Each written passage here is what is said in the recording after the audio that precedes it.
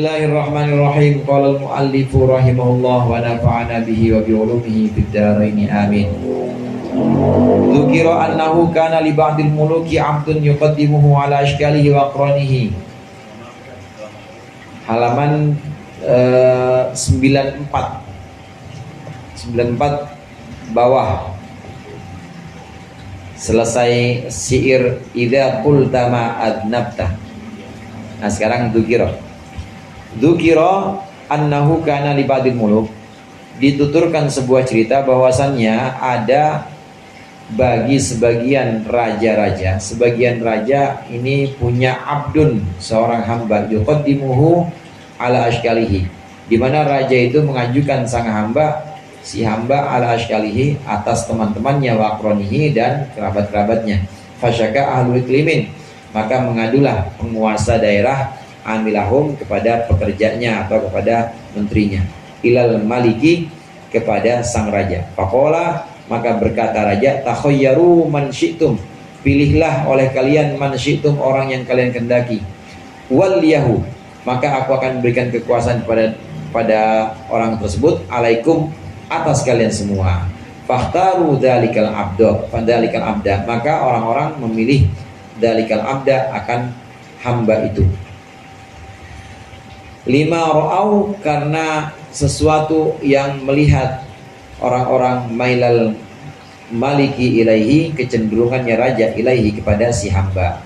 Faqala, maka berkata al maliku raja, roji'uhu, pulangkanlah oleh kalian akan si hamba, maksudnya rembukan, maksudnya musyawarahkanlah kepada si hamba itu. Fa in ikhtara al wilayata, apabila dia memilih al wilayata, akan kekuasaan, wallaituhu, maka aku akan berikan dia kekuasaan, alaikum, atas kalian. Farogima al-gulamu fil wilayati, maka kemudian pengen banget siapa al-gulamu, seorang pemuda, fil wilayati, dalam kekuasaan. Fa'amaro bikat bil mansyuri, maka raja Malik tadi, raja menyuruh bikat bil mansyuri untuk menulis surat yang disebar. Mansyur itu semacam SK, untuk menulis SK. Wa amara bistiqbalihi, dan raja memerintahkan bistiqbalihi, untuk menghadapnya si pemuda. Idza wafa mahalla wilayatihi, idza wafa, ketika dia sudah sampai mahalla wilayatihi, akan tempat kekuasaannya. Wal mubalaghati, dan juga untuk mengoptimalkan mubalaghah itu, fi altafihi, dalam melembutkan atau dalam melayani pemuda, gulam, bianwa'il mukarramati, dengan berbagai macam kemuliaan, wal mabarri, dan juga berbagai macam kebaikan. Wadassa, dan masuklah siapa man, seseorang, yarushu alaihi ma'awardin, yarusu, yang menyipratkan alaihi, atas si gulam, atas si pemuda, ma'awaradin, air mawar, fihi summun, yang dalam air mawar itu summun, ada racun. Tsumma amara, kemudian perintahkan, si raja memerintahkan, man yaqulu, orang yang mengatakan, idza asyrafa alal mauti, ketika mendekat siapa, ketika hendak mendekat siapa pemuda, alal mauti, kepada kematian, ucapkan hada ajza hada jaza'u man ikhtarul wilayata, ini adalah balasan untuk orang yang memilih kekuasaan, ala khidmati maulahu, atas berkhidmat, atas mengabdi kepada Tuhannya.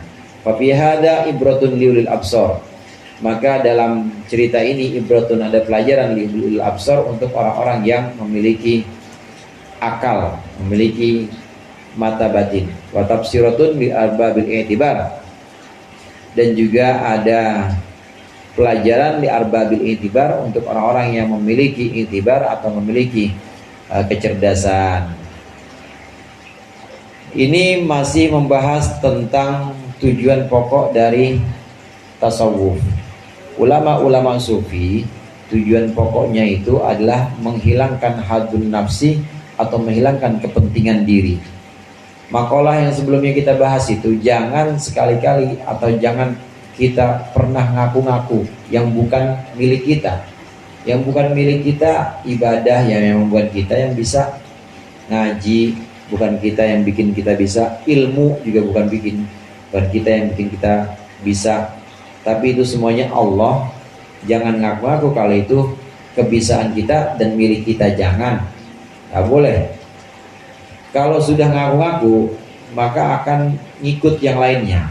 Penyakit-penyakit lain, yaitu saya punya ilmu, ya kudunya berkat mah lebih, jangan cuma 2, namanya ustadz. Lah saya ibadahnya lebih getol, harusnya mah orang-orang pada muliain saya. Saya mah kemana-mana juga pakai peci haji, ya paling enggak kalau ngasih parkiran ya Pak Haji panggilnya, jangan Om, misalnya begitu. Ini pengen dimuliain sama orang. Ada di situ masih ada ego atau keakuan. Inilah yang ingin dihilangkan oleh tasawuf, oleh ulama-ulama sufi. Para sufi ingin menghilangkan ini, begitu masih ada keakuan, pengen diaku-aku. Orang emang dia ngaku-ngaku mulu, jadi pengen diaku-aku sama orang lain, maka masih ada kepentingan diri sendiri. Kepentingan inilah yang harusnya dihilangkan dalam seorang sufi, dalam diri seorang sufi. Jadi seorang sufi kemarin disampaikan, seorang sufi itu adalah orang yang bahkan darahnya saja itu ditumpahkan nggak apa-apa, dan juga kepemilikannya hilang, dia pun nggak bakal mengeluh karena dia tahu bahwa itu semua sudah takdir Allah. Itu orang-orang sufi seperti itu. Kemarin contoh kita, Allah yarham Gus Dur kan seperti itu, nggak masalah hilang kekuasaan, nggak masalah darahnya ditumpahkan, nggak masalah, karena memang udah yakin betul itu adalah pilihan Allah, dan dia sendiri nggak pernah milih. Sufi ini nggak pernah milih pengennya A, pengennya B, nggak pernah, pasrah kepada ketetapan Allah. Ini yang ingin dituju, atau ini yang ingin diciptakan dalam ilmu tasawuf. Ada nasihat-nasihat atau makalah-makalah yang dalam kitab hikam ini banyak. Ini tujuannya adalah untuk mencapai mati sebelum mati. Kelihatannya hidup tapi sudah mati. Mati di mana? Mati di tangan kehendak Allah, mati dalam kehendak Allah, dalam kudrah kekuasaan Allah, nggak pernah protes. Nah, melengkapi pembahasan ini, maka diceritakan tadi ada sebuah kisah. Apa itu kisah? Kisah di suatu wilayah ini ada hamba, ada seorang budak. Budak ini benar-benar khidmahnya, benar-benar pelayanannya kepada raja ini benar-benar ikhlas tanpa pamrih. Jadi benar-benar mengabdi buat raja.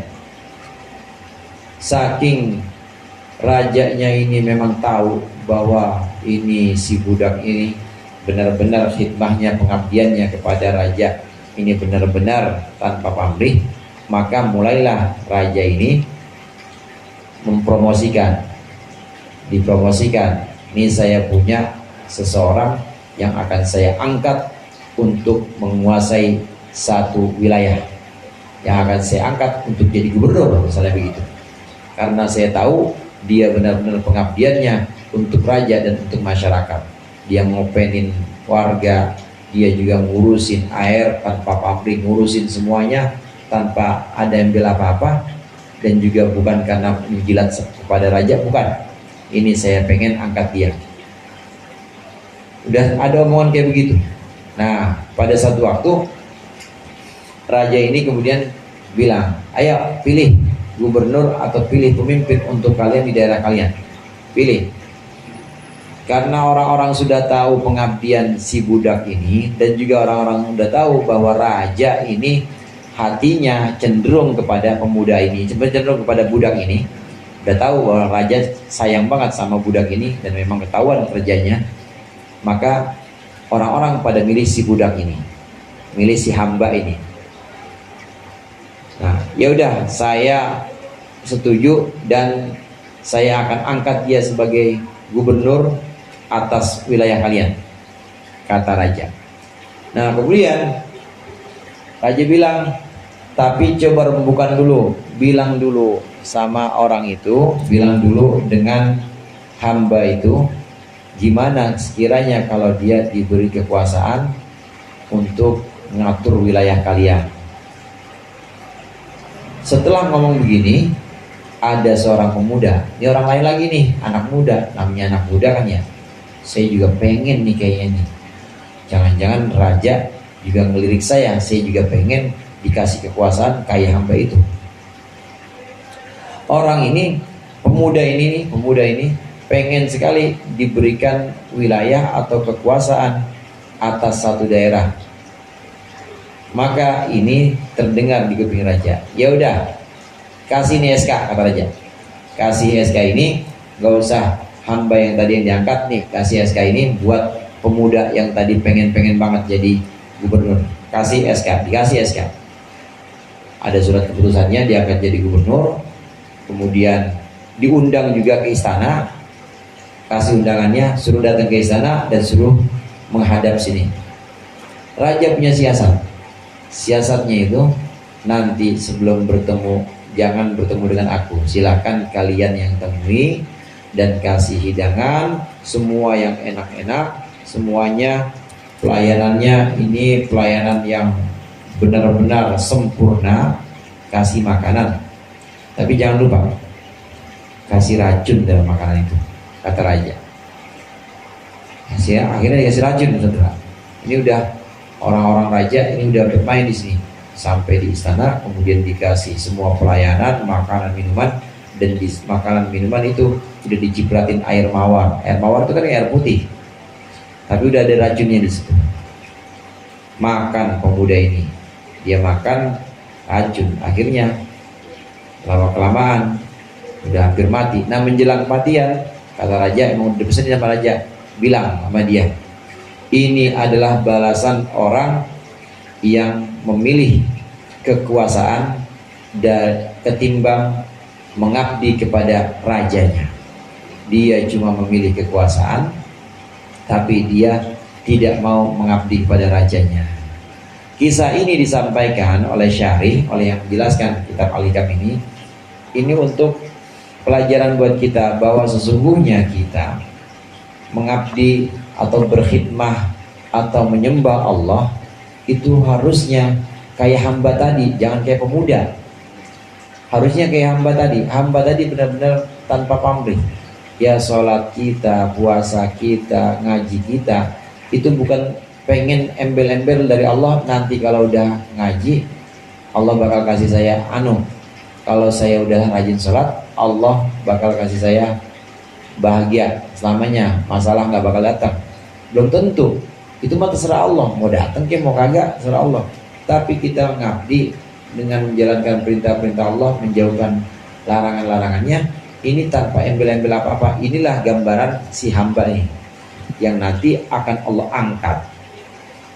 Kalau ada seorang pemuda, ada orang kayak pemuda ini, dia sholat pengen dilihat atau pengen dibales, dia ngaji ya pengen dapat kepentingan ngajinya bukan karena Allah tapi karena pengen dihormati, sholatnya juga bukan karena Allah tapi ada embel-embelnya. Kalau ada orang yang seperti itu, maka orang itu adalah seperti pemuda yang diceritakan dalam kisah ini. Jadi pemuda yang dalam kisah ini orang yang masih punya kepentingan dalam pengabdiannya kepada raja. Begitu juga seorang Islam, Muslim yang masih punya kepentingan, dia sholat pengen supaya rezekinya lancar, sholat duha, sholat yang lain, dia baca Quran, ini pengen supaya nanti kalau tahlil lancar, di paling enggak disuruh baca Yasin. Itu masih ada kepentingan-kepentingan semuanya.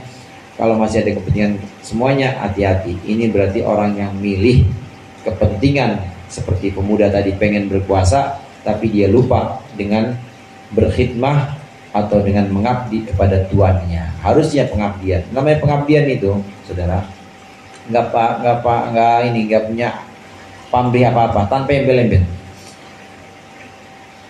Banyak yang bisa kita ambil dalam sistem ini. Memang sistem dulu itu kan sistemnya kerajaan.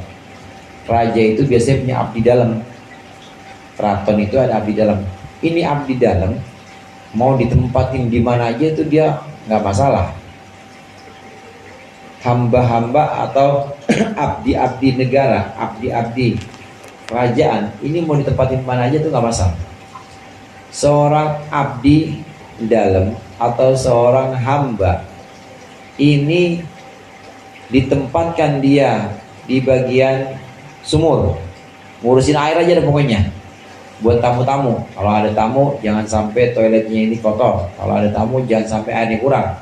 Itu dia mau ditempatkan di situ. Satu waktu dia tempatkan, misalnya keluar dari sana, jangan di situ, tapi itu di luar istana aja, tuh ada saluran air pada kotor, nggak bakal protes.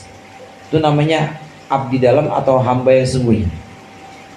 Begitu juga satu waktu, misalnya satu waktu dia disuruh dekat sama raja, jangan kemana-mana, pokoknya kalau raja pergi harus ikut. Ya jalan-jalan, ya ngabisin duit kalau raja mah. Pokoknya jalan-jalan ke tempat-tempat yang enak-enak itu ikut, juga nggak protes. Nah gambarannya dibalik, dia ini si hamba awalnya ada di dekat raja, jadi kemana-mana diajak, bener-bener dekat. Kalau pergi raja pasti sama dia. Tapi satu waktu ditempatkan oleh si raja di sumur, kemudian ditempatkan lagi yang lebih jauh dari sana, nggak bakal protes, karena dia bukan pengen enak-enak, bukan, tapi dia satu-satunya kepengenan dia, satu-satunya nikmat dia itu adalah mengabdi kepada raja. Mau di mana aja, karena saya sudah merasakan nikmat mengabdi atau nikmat menghamba kepada raja itu. Mau ditempatkan di sumur, mau ditempatkan di peceren itu cemberan, mau ditempatkan jauh di sana nggak masalah, karena saya sudah merasakan nikmatnya pengabdian.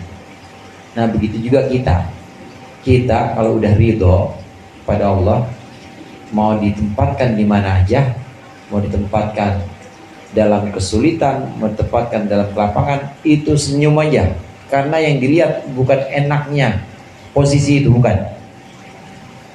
Lagi posisinya basah aja senyum-senyum, begitu kasih musibah cemberut aja, namanya belum ridho. Tapi kalau udah merasakan nikmatnya mengabdi, khidmah, menghamba kepada Allah, maka dimanapun tempatnya ini pasti akan ridho. Gambarannya seperti hamba tadi, hamba yang tadinya dekat di samping raja, kemana-mana dibawa, tapi satu waktu disuruh ngurus WC, nggak masalah, karena yang dirasakan bukan nikmatnya makanan atau pergi kemana-mana, bukan. Yang dia rasakan, yang dia jadikan sebagai satu kenikmatan adalah mengabdi kepada raja dimanapun itu bisa. Ini gambaran-gambaran seperti ini banyak dan bisa ditemukan memang dalam sistem kerajaan. Kalau pemerintahan modern udah agak sulit, karena pemerintahan modern yang biasanya ada negara, ada bangsa, nation state ya istilahnya, itu kan udah beda, udah kontrak sosial ya, pemilihan 5 tahun. Nah kontrak sosial artinya di kontrak selama 5 tahun harus ngerjain apa dan harus memberikan kemaslahatan apa aja, itu kan kontrak sosial. Nanti kalau udah selesai ada inian pertanggungjawaban, ini namanya sistem modern. Nah kalau dulu sistem kerajaan enggak. Nah, gambaran-gambaran kita penghambaan kepada Allah ini seperti gambaran seorang yang mengabdi kepada raja, dan dimanapun tempatnya itu akan terima dia. Ini digabungkan, bisa digabungkan sekali lagi antara negara modern seperti syariat. Negara modern itu memang gambarnya seperti hukum-hukum positif yang ada dalam fikih, harus seperti itu. Nah, tapi pada satu waktu atau pada satu fase, pada satu tahap memang harus ada tasawufnya. Ini gambaran kita atau pembahasan kemarin yang kita bahas itu seperti yang ada pada diri Kiai Haji Abdurrahman Wahid, seperti itu. Di mana aja Allah tempatin, beliau nggak protes. Tapi begitu harus memimpin negara, ya harus dijalankan syariat juga, harus tegas juga hukum. Tapi begitu pengen lengser kan nggak apa. Memang kalau dipikir saudara, kalau dipikir-pikir nih, sealim beliau, salim Gus Dur ya, Itu kalau diem di pondok aja ya, kalau diem di pondok itu kan pasti orang pada datang, lebih mulia dibanding di istana negara yang akhirnya dilengsarkan. Tapi Gus Dur nggak pilih itu, karena memang udah ditakdir ke Allah di istana negara justru banyak cacian. Coba kalau ditebui rengannya, orang justru muliain. Tapi Gus Dur nggak milih itu, karena yang dipilih oleh Gus Dur bukan enaknya dimuliakan sama santri atau dikasih salam tempel. Yang dipilih oleh Gus Dur nggak gitu, tapi yang dipilih oleh Gus Dur adalah yang Allah pilihkan buat dia. Allah pilihkan untuk ngurus negara, dan banyak cacian makian tetap beliau ridho tempatnya di situ. Dan sama-sama, semua sama-sama pengabdiannya, semua adalah mengabdi kepada Allah. Ini dua-duanya bisa digabungkan, antara syariat dengan tasawuf ini bisa digabungkan. Wah, ila hadzal ma'nal jalil al-muaddi ila sawi sabil wallahu a'lam bishawab.